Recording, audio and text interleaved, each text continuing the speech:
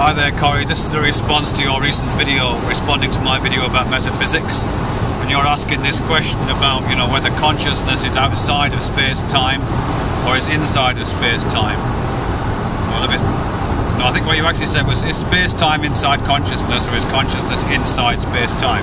Something like that. I mean, you probably guess where I would go with this question, wouldn't you? Because it's to do, for me, it's really obviously to do with metaphor and language.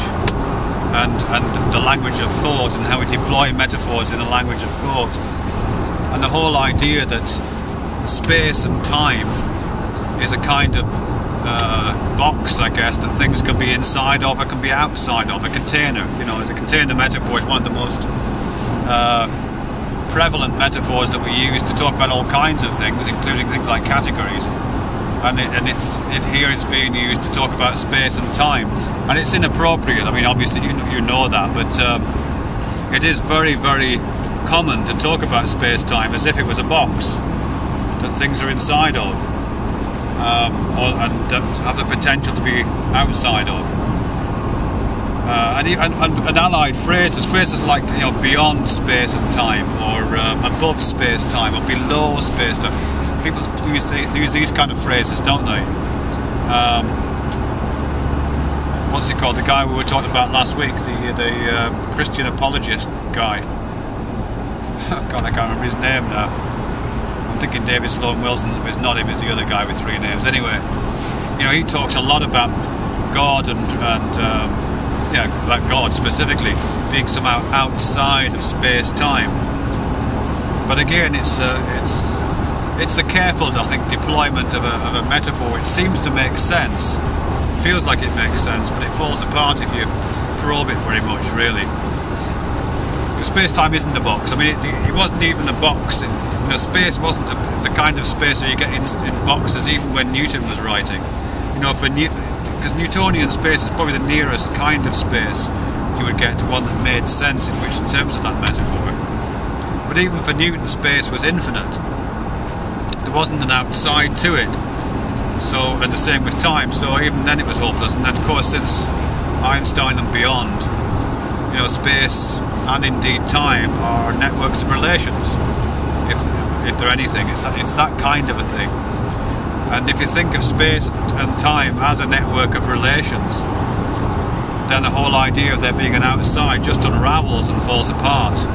You can't have an outside to a network of relations, or a set of relationships. I'm kind of imagining it like birds flying in the sky, not a flock necessarily, just a whole bunch of birds flying in the sky.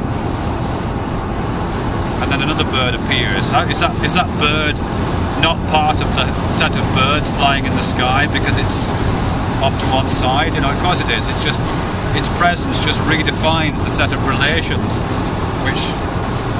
by which we understand that as a set of birds flying in the sky.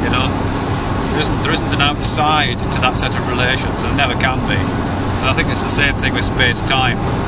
And I think it gets particularly kind of erroneous when we start talking about things like consciousness.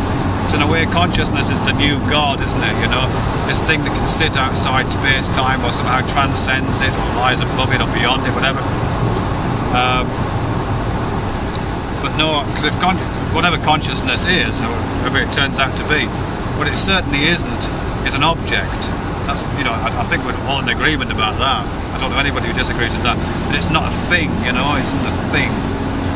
So even if space-time was a box in which a thing can be inside of or outside of, consciousness certainly couldn't participate in that metaphor because it isn't a thing.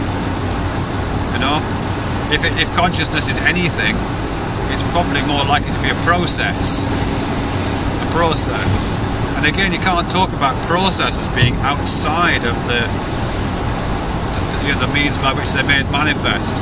You can't talk about the process of a whirlpool existing outside of water, or the process of a car crash existing outside of the system of cars and roads and gas stations, that propel these things down the road. Because it's a process, and consciousness is one of those, isn't it? It's a process. So the idea that a process can exist outside of the means of its production, or the means by which it is made manifest is daft, really, isn't it? So I think for those two reasons, the whole idea that, you know, is consciousness in the universe, or is the universe in consciousness or space-time? For those two reasons, that whilst the question seems to make sense, what it really reveals is the means by which we're thinking about these things. We're thinking about space-time as if it's a box that things can be inside of or outside of, and we're thinking of consciousness as if it's a thing that can be inside the box or outside the box. Space-time isn't a box, consciousness isn't a thing. That's where I would go with that.